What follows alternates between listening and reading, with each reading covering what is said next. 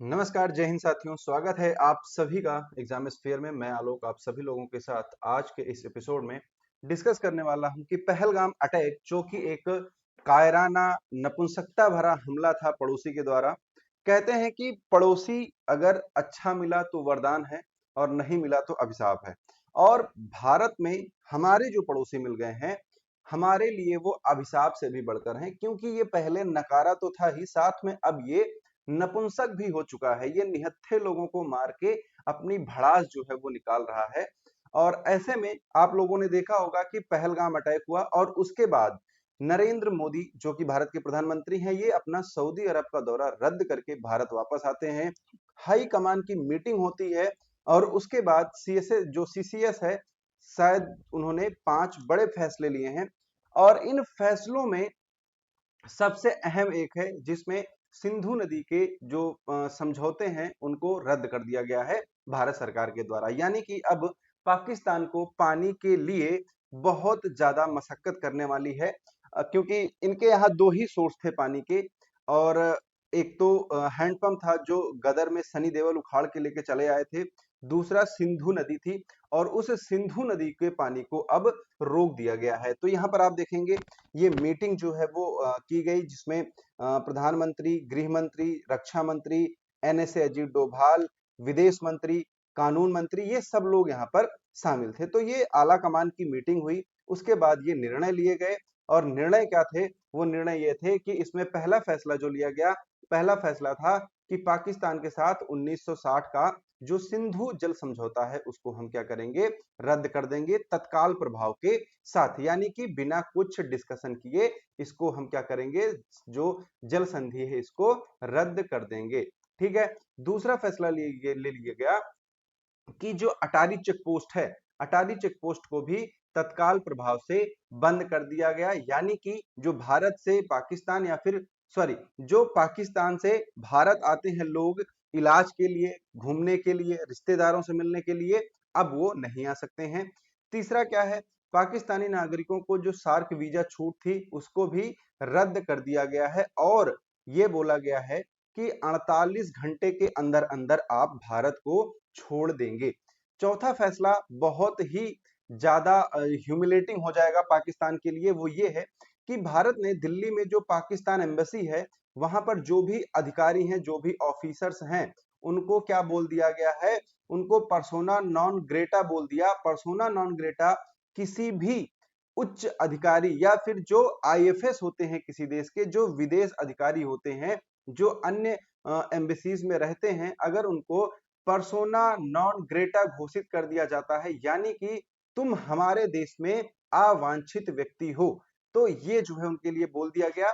और अभी आज सुबह की न्यूज है, उनको क्या किया गया? आला अधिकारी जो थे उनको तलब किया गया, बुलाया गया और उनको पर्सोना नॉन ग्रेटा जो है वो हाथ में थमा दिया गया है और बोला गया कि आप 7 दिन के भीतर एम्बेसी खाली करके भारत छोड़ देंगे।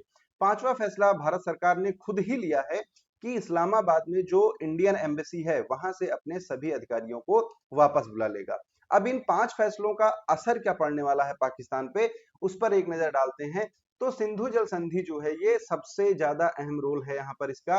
19 सितंबर 1960 को 6 नदियों के जल के लिए ये हुआ था, जिसमें रावी, व्यास, सतलज, सिंधु, झेलम, चिनाब ये नदियां थी। इसमें से 3 पूर्वी नदियां थी और 3 पश्चिमी नदियां थी। पूर्वी नदियों में कौन था? रावी, व्यास, सतलज। इनका जो पानी था इस समझौते के तहत किसको मिला? भारत को मिला। और सिंधु, झेलम और चिनाब का पानी किसको मिला? पाकिस्तान को मिला। लेकिन यदि आप देखेंगे यहाँ पर, तो ये कौन सी नदी है? ये सिंधु है, ये झेलम है, ये चिनाब है, ये व्यास है, ये सतलज है, ये रावी है। क्लियर? अब यहाँ पर इन 6 नदियों का पानी जो है भारत से होते हुए कहा जाता था?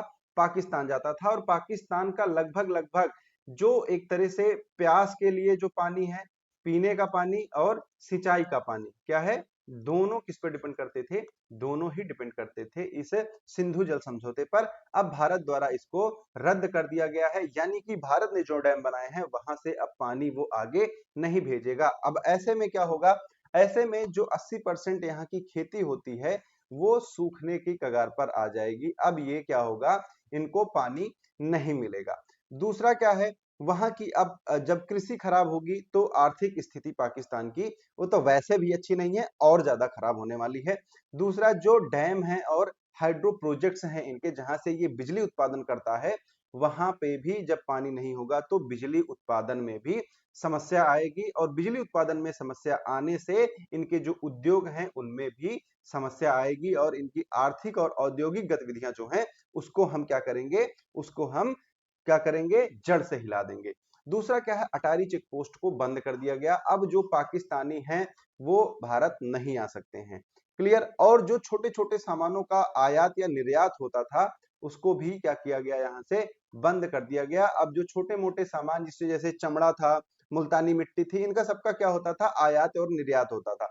अब ये इनका यहाँ पर आयात निर्यात नहीं होगा। इससे जो पाकिस्तान के छोटे व्यापारी हैं इससे उनको आर्थिक नुकसान होने वाला है। क्लियर है। और दूसरा, जो पाकिस्तानी नागरिक इस समय भारत में हैं उनको टाइम दिया गया है 48 घंटे का।